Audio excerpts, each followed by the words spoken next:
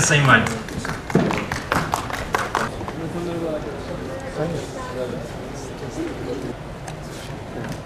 Sayın Valim, Sayın Milletvekilim, Sayın İl Başkanım ve dayanışmanın gücünü pekiştirmek amacıyla gerçekleştirdiğimiz Destek AFAD Gönüllüsü kimlik takdimi ve akreditasyon sistemi peç takma programımıza hoş geldiniz, şeref verdiniz. Öncesi, esnası ve sonrası faaliyetlerde gönüllü olmak isteyen vatandaşlara görev alanlarında eğitimler veriyor ve gönüllülük sistemi içerisindeki performanslarını takip ediyor. Başvurular nasıl yapılacak? AFAD Gönüllülük Sistemi'ne başvurular e-Devlet üzerinden alınıyor. Gönüllülük, insanın varlığını anlamlandıran, ahlakla yoğrulmuş kutsal bir değerdir. Sizler bu değerin adanmış temsilcilerisiniz. Gönüllülük, medeniyetimizin ve insanlığımızın en kadim miraslarındandır. Bugün burada milletimizin vicdanını ayakta tutan gönüllerimizle bir aradayız. İyi ki varsınız, gönülden gönüle uzanan yolları açıyorsunuz. AFAD'ın yürüttüğü destek gönüllülüğü sistemi artık bir seferberlik ruhuna dönüşmüştür. Afet anlarında olduğu kadar afet öncesi ve sonrasında da en güçlü dayanışma örneklerini ortaya koyan bu gönüllülük hareketi toplumumuzun umut kaynaklarındandır. Afetlerde mücadelede en büyük gücümüz bilgi, donanım ve insan kaynağımızdır.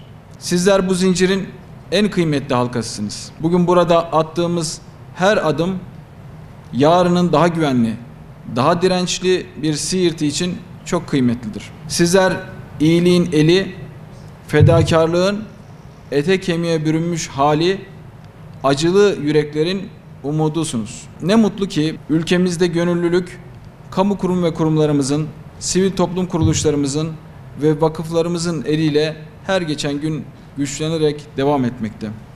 Sadece ülkemizde değil, bulunduğumuz coğrafyada ve ulaşabildiğimiz her yerde insanlığa umut olmaya devam ediyoruz. Belki dünyanın en zengin ülkesi değiliz ama dünyanın en gönüllü, zengin milletiyiz.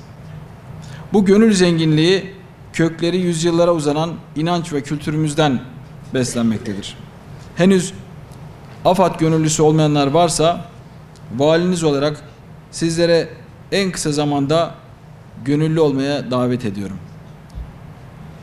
Çünkü afet zamanında özellikle siz gençlere ihtiyacımız var.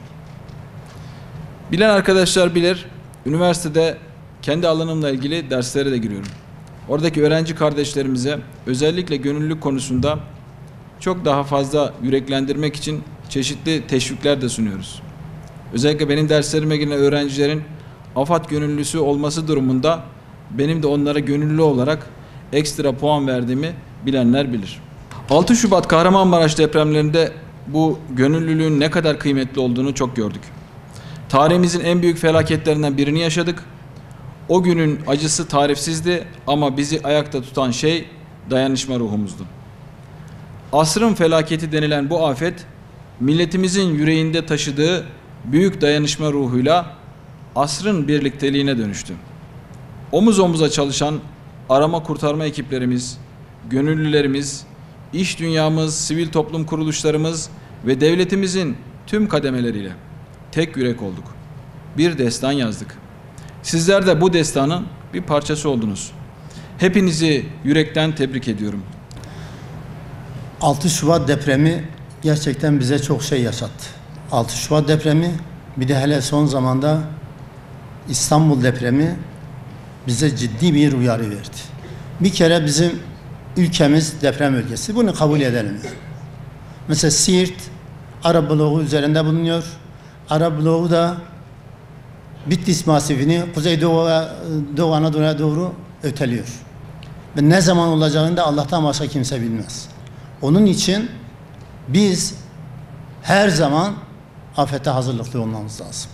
Ülkemizin ne yazık ki afet riskinin yüksek olduğu bir bölgede olduğu gerçeğini biliyor ve bu bilinçle afetlerin riskini en aza indirmek, zararları en aza indirmek noktasında neler yapabileceğimizin gayretini inşallah hep beraber sarf etmeye çalışıyoruz.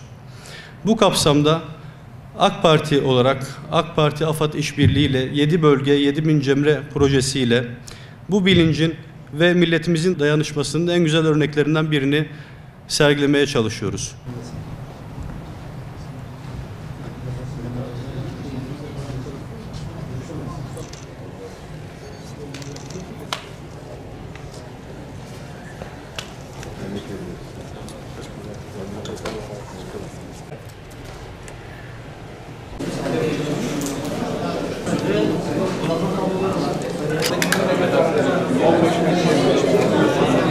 ...13 tane de ekmek kaldırabiliyor.